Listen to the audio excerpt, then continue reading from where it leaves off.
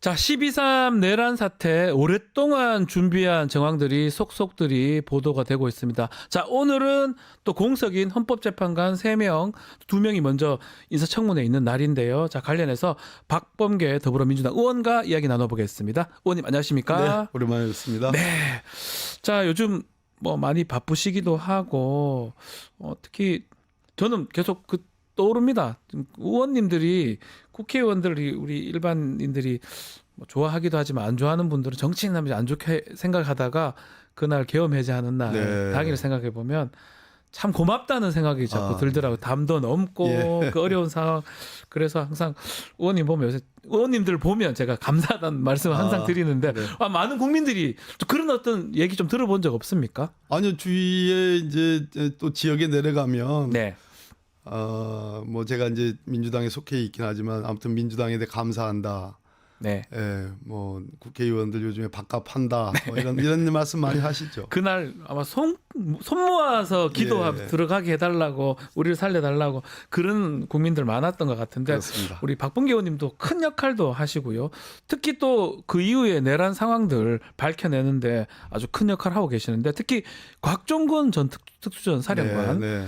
지금 양심 고백을 하면서 많은 사실들을 좀 나왔는데 의원님이 그 내용을 좀 이끌어냈었잖아요. 예. 어떻게 하신 건가요? 일단 그 곽정근 전 특수전 사령관은 처음부터 국회 나올 때부터 네. 사실은 양심 고백을 하려는 마음을 먹고 나왔는데 네. 그 국방위 이제 전체 회의에서 좌우로 특히 옆에 이진우 수방사령관이 옆에 있었잖아요. 네. 제가 그래서 뭐 하루 종일 관찰하니까 양심 고백을 하기 전에도 그렇고 한 이후로도 그렇고 그 이진우 사령관과 서로 이렇게 뭐 주고받는 말이 그 왜 그래 왜 그렇게 얘기하는 거야 뭐 느낌상 박정근 사령관 또 어쩔 수가 없어 뭐 예. 지금 이렇게 입을 닫고 숨기면 안 된다 이런 느낌이 들었거든요. 박 사령관은 작심을 하고 나왔는데 정작 나와서 얘기를 하려고 하다 보니까 네. 그런 최종적인 결심이 쓰지 않았고 그런 상태에서 제가 다른 의원님 국민의힘 유영원 의원입니다. 네. 예, 그분이 그 대통령하고 통화했는데 더 지금까지 나온 얘기 말고 어디까지 가고 있느냐라는 그 말 말고 더 추가적인 말이 없느냐 아니면 네. 다른 통화는 없었느냐 이 질문에 그때 상황은 그것이 끝이었습니다라고 하는 게 제 귀에 딱 꽂힌 거예요. 아 저거다. 그러면 두 번째 통화가 있구나, 더 있구나. 해서 네. 질문을 했고 부드럽게 했잖아요. 네. 소리 더 치기 전에 한번 말씀해 보라고. 네. 그랬더니 침묵하고 그러다가 한 10여 초간 있다가 다시 또 한번 재차 부드럽게 국민에게 속죄하는 길이다 라는 말씀 드리니까 예 한 거죠. 그렇지만 내용은 말 못한다 예. 오전에까지는. 예. 근데 오후에 이제 저를 보자고 그래가지고 국회 모처에서 만났는데 그때부터 사실 707 그 특임단장 네. 김현태 대령하고 두 분이 아주 세트입니다. 사령관과 그렇죠. 예, 특임단장. 특전사령관 바로 예. 밑에 특임단장이 그렇습니다. 이제 이 지시를 완전히 받았으니까요. 또 예. 그냥 부하 직속 부하일 뿐만 아니라 굉장히 서로 신뢰하는 예, 그런 관계니까 보냈긴 했겠죠. 그렇죠. 예. 두 분 앉혀놓고 차근히 제가 들었죠. 그러니까 뭐 줄줄줄줄 다 얘기를 하더라고요. 그러니까 정말 중요한 내란죄가 될 수 있는 중요한 결정적인 아주 중요한 증거를 스모킹건입니다. 확보한 거예요. 그 내용이 그거잖아요. 국회의원 끌어내라 전화 직접 해가지고 그렇습니다. 이것 때문에 내란죄는 100% 되는 거 아닙니까? 그렇습니다. 매우 그날 중요한 그 겁니다. 진술이 있었기 예. 때문에 그 다음 날에 탄핵 의결이 저는 가능했다고 생각을 해요. 예. 그 전까지만 해도 내란죄를 뭐 법적으로 따져봐야 된다 이렇게 국민의힘이나 그런 사람들이 꽤 많았었는데 이거는 뭐 100% 내란죄가 그렇습니다. 되는 거니까요. 근데 문제는 비하폰 사용했다고 하니까 녹취록을 찾기는 좀 어려운 거죠. 그 내용. 지금 그 이제 찾으면 좋은데 네. 지금 윤석열 대통령 뭐 저 피소추인 또 내란 수계 피의자 아니겠습니까? 네. 윤석열의 지금 이제 개인 휴대폰은 통화 내역을 통신영장으로 이제 확보를 했다는 네. 거예요. 그렇지만 지금 여기서 중요한 국면인데 종종 이런 큰 중대 사건, 중요 사건에 대해서 물증 타령을 하는 경우가 많이 있습니다. 그렇죠. 예. 그런데 지금 그 당일날 계엄 당일날에 네. 현장에 출동한 곽정근 지금 말씀드린 특전사령관, 네. 또 이진우 수방사령관, 또 여인영 방첩사령관 네. 이 세 사람들이 거의 대통령으로부터 직접 전화받았다. 네. 왜 못 끌어내느냐. 그 뭐 역정을 냈다. 아까 곽정근 사령관의 얘기, 이진우 사령관의 얘기, 또 여인영 사령관도 제가 보기에는 조금씩 불고 있습니다. 네. 그리고 심지어 12월 3일에 내란 이전에 12월 1일 그 이전에 6월 달 10월 달 11월 달에 사전 모의가 있었다. 네. 작년 11월부터도 그런 암시적인 발언이 있었다는 것이 여인영의 입에서 나오고 네. 곽정근 사령관에 의해서도 나오고 또 이진우 사령관도 그 비슷하게 얘기를 하는 것 같아요. 네. 특히 11월에 구체적인 계엄 얘기가 나왔었다는 이 진술들이 있는 걸로 봐서 출동한 이 세 사령관의 진술이 있다면 저는 물증 타령을 과하게 하는 거는 네. 과하게 하는 것은 윤석열의 소위 증거 없지 않느냐, 증거 부족하지 않느냐, 변호사님이니까 너무 잘 아실 네. 겁니다. 증거 부족하지 않느냐는 타령에 동조하는 격이 된다. 네. 이것은 명백한 윤석열의 계엄 선포문 그 자체가 일단 첫 번째 물증이고 네. 두 번째 이 선장에 출동했던 세 명의 사령관들이 사전 모의했고 실행했고 끄집어내고 체포하고 했다라는 네. 이러한 진술만 가지고도 저는 완벽한 내란 수계의 입증이 가능하다고 보는 사람입니다. 맞습니다. 뭐 더 증거가 있으면 뭐 좋겠지만 그렇습니다. 없다 하더라도 사실관계가 뒤틀어지거나 달리 해석될 여지는 사실 없어 보이거든요. 자, 이제 지금 또 놀라야 되는 게 노상원이에요. 노상원이라는 사람. 이 사람이 이분을 좀 기획했던 사람으로 좀 보이는데 네.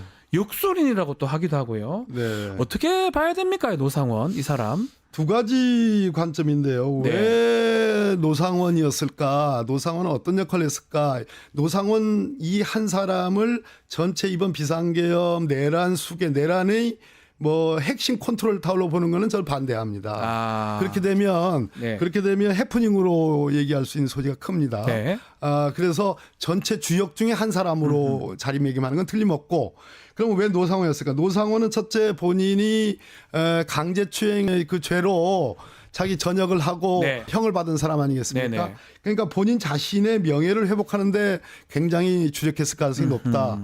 특히 노상원은 이제 대전 사람인데요. 네. 제가 대전 국회의원이지 않습니까? 대전파 뭐 이런 얘기 하더라고요. 예. 대전 한 사람 아까 네. 곽종근 전 특수전사령관은 양심 고백자 네. 우리가 그렇게 규정해 구속은 됐지만 네. 이 사람의 결정 증거가 있었으니까 가능했고 이 노상원은 굉장히 제가 그 뒤에 여기저기 알아보니까 굉장히 보수적인 사람 특히 지난 총선과 뭐 이런 역대 선거에 사전 선거에 있어서 부정 선거에 대해서 굉장히 빠져 있는 사람 이런 걸 통해서 윤석열 대통령에게 그런 측면을 주입했을 가능성이 있지 않을까 하는 그런 네. 추정을 해보고 또 본인의 그럼으로써 이 비상계엄의 주역 중에 한 사람으로 참여함으로써 자신의 명예회복을 일거에 확보하려고 했던 사람 아닌가 네. 하는 것이 들고 두 번째는 이 노상원과 문상호 정보사령관 네. 이 문상호 정보사령관 이 정보사령관 문제에서는 신원식 국방부 장관 때 블랙 요원들의 기밀 유출 사건이 단독 보도 됐죠. 네, 그렇죠. 그 사건이 있었는데 그것으로 전역을 해야 되는데 결국은 김용현이가 커버를 해줬다는 거 아니겠습니까? 네. 그러면서 김용현,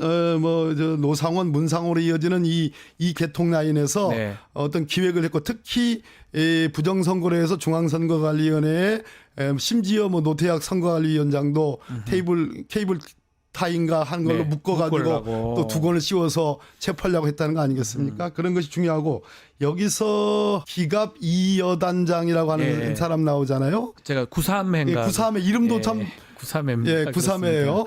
예.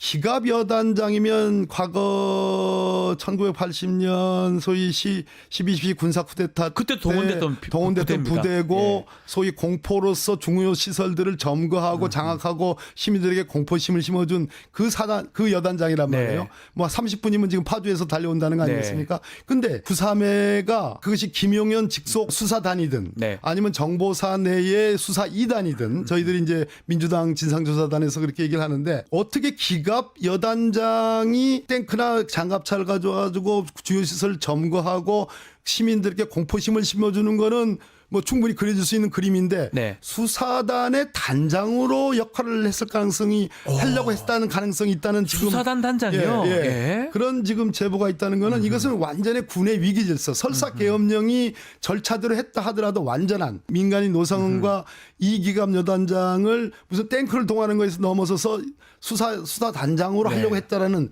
이 정황들 이 의심들 의혹들을 놓고 보면 완전히 한마디로 속되게 표현하면 개판 비상계엄. 그렇기 때문에 이것만으로도 내란죄를 구성하는 중요한 요소다 이렇게 얘기하죠. 그 지금 노상원을 썼다는 것도 그렇고 구삼회라는 기갑의단장을 수사단장으로 하려고 했다는 것들도 말도 안 되는 있을 수가 일이죠. 없는 거죠. 이 사람이 수사에 대해서 뭘 알며? 예, 근데 군사 경찰이나 뭐 그쪽에서 그렇습니다. 해야 되는데 예, 국방부 조사본부나 방첩사에 저 수사단이 있습니다. 네. 근데 방첩사 수사단장은 이번에 뭐 양심적인 폭로를 한 네. 사람이란 말이에요. 네. 예, 그런 측면에서 구삼의 역할도 굉장히 중요하다 이런 그러니까 말씀. 몇몇이 딱딱 짜고 니는 수사 역할 잡아들이는 거 부정선거 역할 하라 아마 지시를 한 게 아닌가 생각이 드는데 그렇습니다. 근데 문제는 그 노상원의 점집에서 그 수첩이 발견됐다면서요. 네네네. 그 수첩에서 좀 전모가 드러날 수 있을까요? 거기서 점을 치면서 머릿속에만 담가놨는지는 모르겠지만 수첩에 어떤 내용들이 있을 가능성이 있죠. 그것이 네. 스모킹건 뭐 이미 스모킹건이 있는 거고 너무 많이 그것을 나와서. 보충하는 네. 추가적인 강력한 증거가 나올 수도 있겠습니다. 자, 한번 지켜봐야 되는데 그 햄버거 회동이 2번에 있었습니다. 네. 노상원이 문상호도 만났고요. 대령들도 만나서 선관위 장악하는 거 얘기를 했던 것 같은데 또 2차 회동 때는 뭐 구삼회도 있었고 김용군이라는 군사 경찰도 있었는데 이렇게 회동의 목적도 계엄을 짜기 위해서 했던 걸로 봐야 됩니까? 여기도 관점이 이제 네. 하나의 팩트로서 앞으로 수사를 통해서 밝혀지겠지만요. 왜 그 민간인들을 이렇게 동원했을까? 그게 궁금해요. 그만큼 예. 일단 이 비상계엄을 준비하는 시작이 작년 11월부터였고 올 6월, 10월, 11월로 이렇게 차근차근 진행을 해왔고 특히 뭐 드론을 뭐 띄운다든지 네. 또는 포 사격을 염려에 뭐 준비했다든지 이러한 대북 관계에서 긴장 관계를 고도로 높이고 국지전을 유도하는 정황들 이런 것들이 있었는데 네. 이것이 뭐 정말 행운인지 어떤 선운인지 또 뭔지는 모르겠지만 어쨌든 북한이 반응을 하지 않은 거라요. 북한이 말려들지 예. 않았다고 봐야 되겠죠. 그런 측면이 예. 있습니다. 예. 뭐 객관적인 사실로서. 네. 그러니까 거기서 1차적인 그 핀트가 안 맞은 측면이 있고 두 번째는 충분히 김용현 신원식의 역할들이 지금 안 나오지 않습니까? 네. 안보실장 신원식. 네, 신원식이 국방부 장관을 했고 네. 그때부터 준비를 했던 것인데 신원식의 역할들이 지금 나오지 않는 걸로 봐서 또 갑작스럽게 신원식이 안보실장으로 가고 네. 경호처장이었던 김용현을 국방부 장관으로 보내는 것이 저희들이 그때부터 좀 이상하긴 그때부터 예. 계엄을 준비하는 거 아니냐라는 얘기들을 했는데 예. 결국은 충분한 인적 자원, 완전히 충성스러운 충분한 실제로 사령관들이 다 불고 있고 네. 지금 곽종근 사령관이 문부수로 들어가서 네. 끄집어내라는 증언을 했듯이 신념에 가득 찬 사령관들의 태도를 확보하지 못했다. 윤석열 입장에서는 김용현 입장에서는 예. 그러니까 외곽에 절치부심 명예회복을 노리는 노상원과 같은 보살, 강제추행범, 또 뭐 역시 마찬가지로 저 불명예 전역한 뭐 김모, 네. 저 대령이가 있지 않습니까? 예배 대령. 이런 예. 사람들의 힘을 빌려 가지고 계엄에 여러 가지 기획들을 했을 가능성이 없잖아 있다. 이건 김용현이 짠 건데 사령관들도 포섭을 했지만 좀 지금 곽종근 같은 사람 보면 뭔가 확고하지는 않았던 것 같아요. 여인형조차도 여인도 무릎 그렇고. 꿇고 이러시면 안 하지 마라 됩니다 하고. 했다는 거 뭐 자기 일종의 변소 같은 얘기인데 믿기는 좀 어렵지만 그럼에도 그 사람들이 그런 사람들이 있었기 때문에 밖에서 노상원은 확실하다. 네. 노상원도 정보사령관도 했고 사람들을 좀 모으기에 HID에는 모으기에 이게 좋다고 판단했을 수도 있다는 거네요. 그렇습니다. 예. 그리고 뭐 지금 보면 HID를 통해서 소요 같은 걸 일으켜서 계엄의 정당성을 계속 쭉 하려고 했던 정황도 보이는 거잖아요. 과거에 미스테리처럼 남아있는 여러 가지 사례들이 있습니다. 네. 그래서 뭐 인민군복 이번에 뭐 경북의 어느 업체로부터 그것을 정보사가 받아갔다든지 그렇죠. 또 뭐 김호준 그 공장장의 얘기가 있다든지 네. 그 뒤에 뭐 우리 김병재 의원이나 박선 의원 이런 분들의 얘기들 전체적으로 종합을 해보면 충분히 이 비상계엄의 정당성은 그냥 국회의 기능을 마비시키는 것조차도 부인하고 있는데 네. 그걸로는 정당성이 확보 안 되잖아요. 오히려 국회의 기능을 마비시키려고 했다는 것, 계엄 해제 의결을 못하게 끌어내려고 했다는 것, 그리고 주요 요인들 14명에 이르는 주요 요인들을 체포하려고 했다는 것, 이런 등들 또 심지어 이재명 대표에게 무죄를 선고했던 판사를 체포하려고 했다는 판사를 것, 체포하려고 했어요. 중앙선거관리위원장을 체포하려고 했다는 것, 이런 것 등등이 네. 계엄의 정당성을 부여 못하거든요. 오히려 계엄이 내란에 가깝다라는 강력한 증거란 말이에요. 그러면 그렇죠. 계엄의 정당성을 확보하려고 하면 대북 관계거든요. 그렇죠. 우리 대한민국과 관련해서는 대북 관계에 대한 노심초사가 우리 국민들에게 얼마나 많습니까? 그런데 그런 부분들이 실패했습니다. 예. 그러면 두 번째, 국내에서 내부적인 어떤 소요 사태, 아하. 굉장히 비상적인 사태, 예. 민심이 술렁거릴 수 있는 사태는 역시 그런 것을 그렇죠. 만들어야지 가능하다고 보는 측면에서는 충분히 있을 법한 얘기들이. 요 얘기들도 다 조사를 해서 수사를 해서 밝혀내야 되겠죠. 당연히 그렇습니다. 네. 계엄을 선포했다 해가지고 쭉 유지하기는 어려우니까 인민군복 같은 거 입혀가지고 뭔가 소요를 일으키면 계엄할 상황이 계속 되는구나라는 것들을 만들려고 했던 게 아닌가라는 게 지금 얘기시고요. 자, 이 지금 상황에서 키맨은 누굽니까? 곽종근 사령관처럼 뭔가 추가 양심 고백 있을 수 있습니까? 일단 현장에 투입된 그 3명의 이제 소위 이제 방첩의 이제 특전사 그리고 수방사 네. 사령관들의 진술을 뭐 검찰이든 공수처가 지금 이제 수사 이첩을 받았으니까 공수처가 이 3사람의 진술을 가능한 한 대질신문을 통해서 일치시키는 거. 네. 그것이 가장 중요한 일이라고 생각합니다. 저는 이 국면에서 내란을 결정지는 것은 끌어내라. 그래서 계엄 해제 의결을 못하게 해라. 그리고 체포하라. 체포해서 이 사람들이 지금 중앙선관위의 부정선거 의혹과 관련해서 중요한 역할들을 했던 사람들이다라는 네. 식으로 몰아가는 이 투 트랙이 이번 내란 사태를 증명하는 가장 중요한 것이라고 보는데 거기에 이제 비선 라인에 네. 외부 민간인들이 작용한 거죠. 그랬을 때 글쎄 모르겠습니다. 노상원 전 정보사령관이 어느 정도 지금 자백을 하는지 네. 그건 모르겠습니다. 일단은 가장 중요한 것이 그 세 사령관의 사람. 진술을 일치시키는 거. 그것이 가장 중요하다고 봅니다. 자, 그리고 저는 뭐 개인적으로 좀 궁금한 게 있는데 군대는 지금 다 구속도 되고 뭔가 정리되는 분위기인데 군대만 있었을까요? 대통령의 측근이라든지 뭐 그 참모 조직 아니면 또 행정부 조직 거기도 뭔가 있다면 빨리 밝혀내야 되는 거 아닌가요? 대통령실의 비서실장, 네. 정진석 비서실장, 그리고 아까 말씀드린 신원식 안보실장이 도대체 정말로 이렇게 그 계엄 해제가 의결된 뒤에 사후적으로 지금 저 합참 벙커에 있는 네.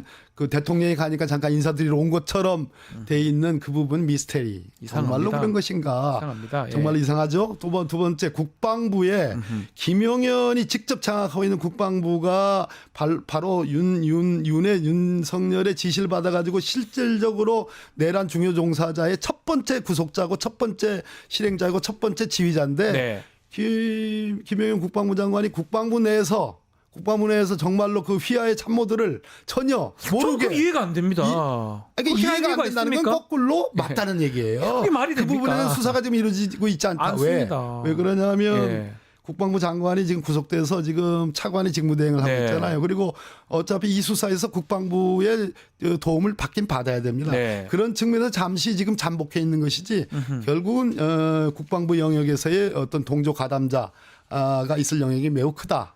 이런 말씀드립니다. 국방부도 있고 뭐 진짜 다 밝혀내야 또 더 돼. 중요한 거는 네. 한덕수 국무총리 얘기 안 할 수 없는 거잖아요. 네. 예, 지금 대행의 지위라는 거는 나는 뭐 몇 분짜리 한 5분짜리 국무회의를 나 반대했다. 네. 그걸로 대행의 역할로 국무총리의 역할로 끝나는 게 아닙니다. 국무총리는 직을 걸고 공모자가 되지 않으려면 네. 직을 걸고 반대를 해야 될 의무가 있는 겁니다. 책무가 그렇죠. 있는 겁니다. 예. 그냥 국무위원 18개 국무위원 중에 한 사람에 불과한 사람이 아닙니다. 대통령의 명을 받아 행정 각부를 통할한다고 되어 통할하는 있습니다. 사람인데. 따라서 예. 그 당시 국무회의 국무위원들 특히 한덕수 국무총리의 역할과 어느 정도 알았으며 소식 혹은 내통 가능성이 있지 않았냐 하는 네. 이 부분에도 굉장히 중요한 수사 대상입니다. 한덕수 총리 얘기를 좀 하면 지금 예. 권한 대행을 하고 있는데 자 먼저 헌법재판관 임명이 오늘 청문회를 내일까지 계속 한다고 지금 하는데요. 국민의힘이 지금 참여 안 해도 그대로 진행이 되는 겁니까? 그렇습니다. 참여 안 한다고 선언을 했고요. 예. 지금 하루가 일일 여삼추인데 네. 지금 뭐 참여 안 하면 참여 안 하는 대로 민주당 야당만에 의해서 지금 인사청문회 진행해가지고 네. 아직 이제 오늘이 월요일 이지 않습니까? 네. 이번 주 임시회 일정이 현재까지 제가 오기 전까지는 아직 잡히지 않았어요. 네. 적어도 25일이 지금 공수처에서 윤석열 피의자에 대한 소환 통보일이고 네. 지금 저희 이제 저희 당에서 25일까지 한덕수 대행이 24일 아닌가요? 24일까지 예, 내일까지. 예. 죄송합니다. 24일까지 한덕수 대행이 지금 저 상설 특검에 대한 추천 네. 의뢰와 그리고 일반 내란 특검에 대해서 공포를 하라는 요구를 했고 그렇지 않으면은 탄핵 절차에 돌입하겠다라고 돼 있기 때문에 적어도 26일부터는 임시회가 개시가 돼야 개시가 되겠습니다. 된다. 그러면 만약에 이거는 뭐 나중에 이를 수도 있는데 헌법재판관을 또 임명하지 않으면 그것도 탄핵까지 할 수 있는 상황입니까? 한덕수 권한대행을? 한덕수 제가 아주 천천히 네. 중요한 말씀을 좀 드리겠습니다. 권한 대행 총리로서 권한 대행이 된 원인이 뭡니까? 대통령 내란 탄핵 소추 의결이거든요. 맞습니다. 탄핵 소추 의결로 대통령의 직무가 정지되니까 국정의 2인자, 행정부의 2인자인 한덕수 총리가 권한 대행을 되는 겁니다. 네. 그래서 본인이 나는 윤석열에 동조한다. 윤석열 말이 맞다. 탄핵 소추에 반대한다. 탄핵에 반대한다는 생각이면 본인 스스로 대행을 하지 않으면 되는 겁니다.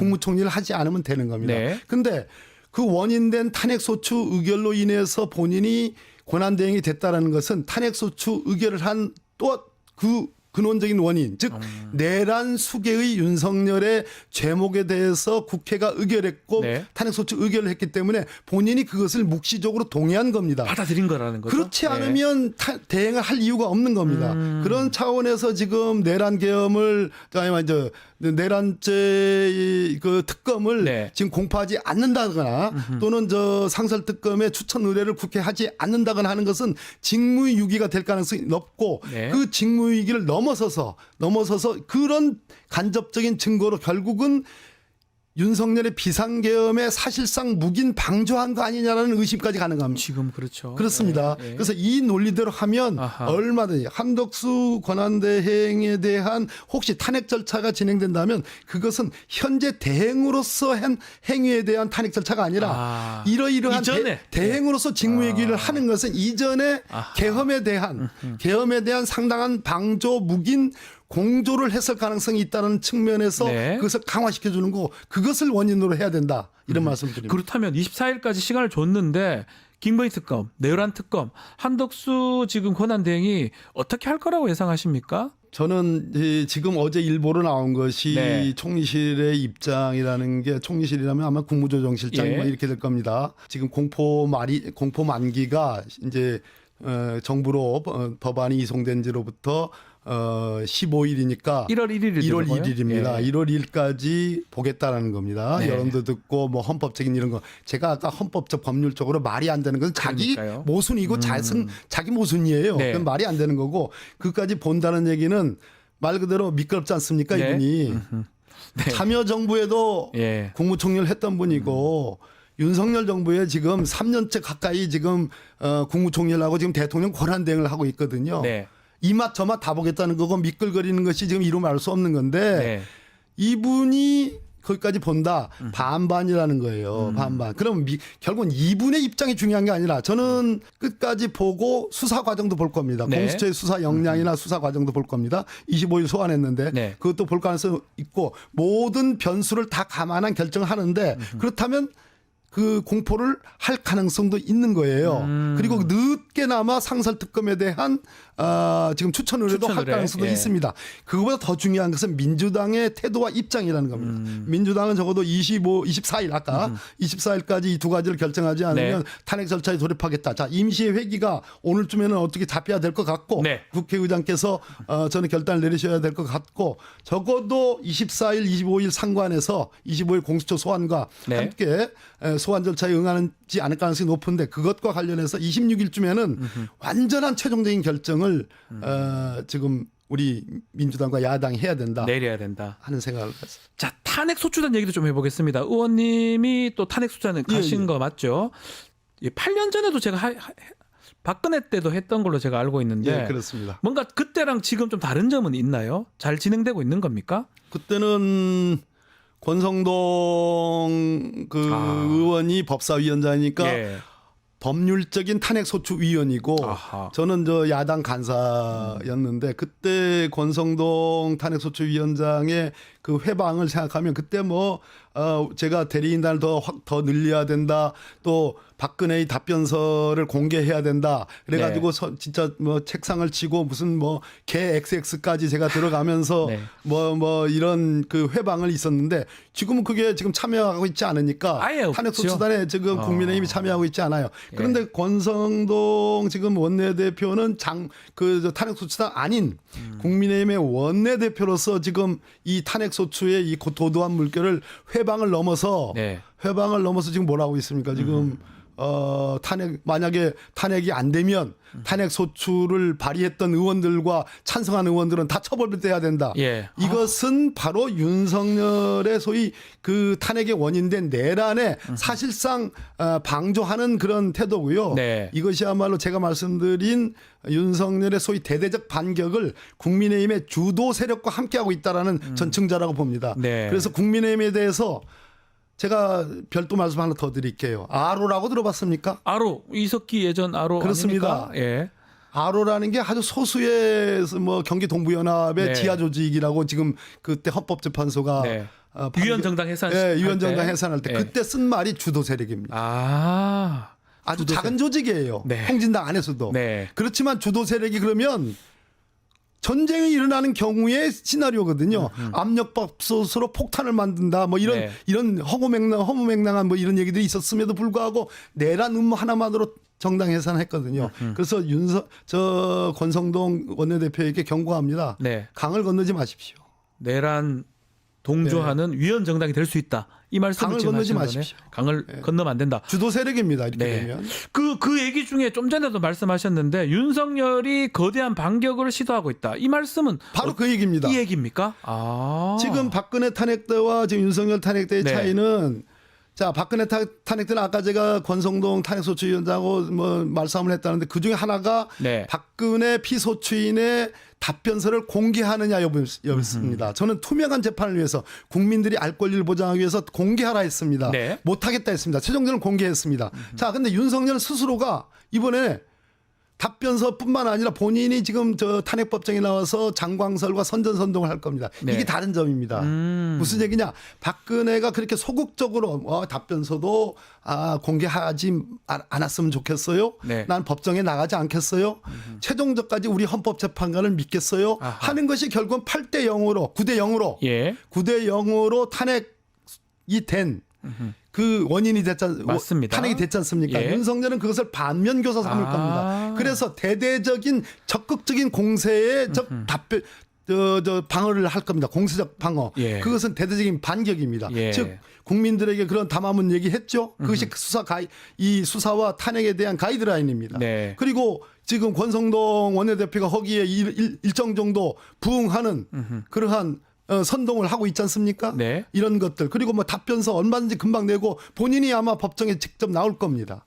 본인이 직접 변론하고 싶다 이런 얘기도 하던데. 그런 얘기 하죠. 가능한 겁니까? 나올 수 있습니다. 그건 가능한 얘기입니다. 그게 긍정적입니까? 그 말 잘한다고 봐야 됩니까? 어떻게 보십니까? 그거는?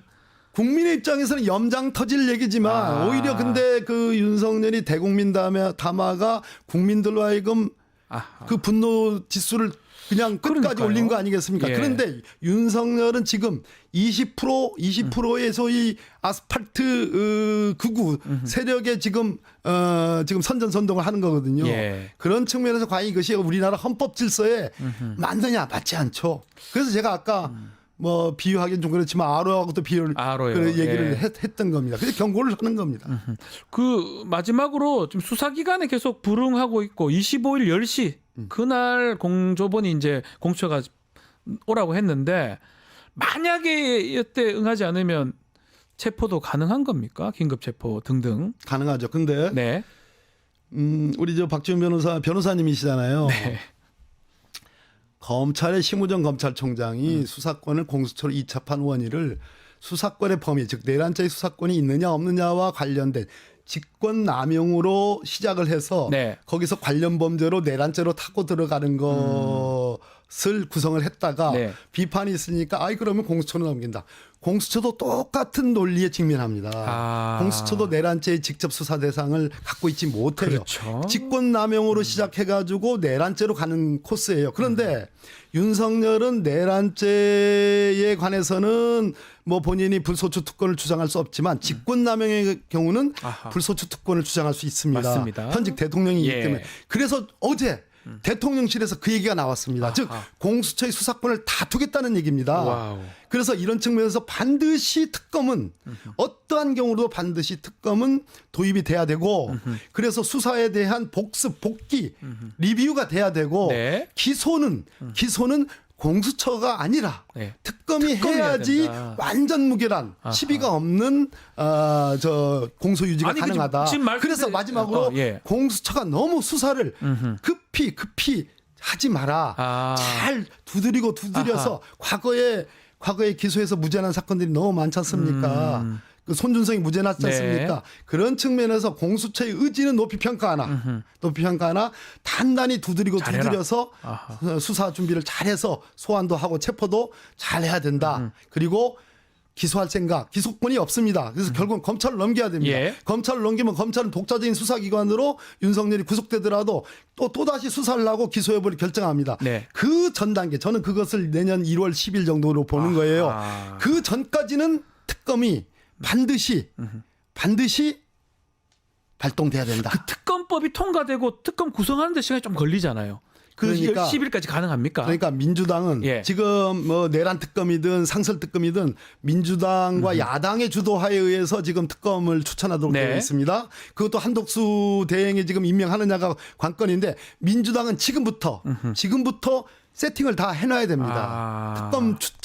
특검 추천 후보들을 세팅을 해놓고 예. 그 후보들과 아주 보안을 전제로 해서 그 후보가 되는 사람들은 적어도 본인이 특검이 되는 경우에 낙점받는 경우에 특검보 둘과 그리고 주요 검사들을 검사들. 어떻게 배치할 네. 것인지에 대한 기본적인 그 세팅이 돼야 되고 수사기간 준비기간 20일은 열흘로 단축할 수 있어요. 하자마자 딱 될 수 있도록 준비가 돼야 된다. 예, 그런 측면이 좀 중요하다. 엄중한 상황 아니겠습니까? 이거는 예. 탄핵을 의결할 때보다 더 엄중한 지금 그래서 특검이 필요한 그래서 거고. 긴장을 해야 예. 되고 28일 날 이번 주 또다시 이제 주말에 우리 국민들 너무 고생하셨고 네. 너무 감사하고 참 몸둘 바를 모르겠지만 또 우리가 또 함께 동력을 모아야 되겠습니다. 알겠습니다. 자, 오늘 말씀은 여기까지 듣겠습니다. 박범계 더불어민주당 의원과 함께했습니다. 감사합니다. 네, 감사합니다.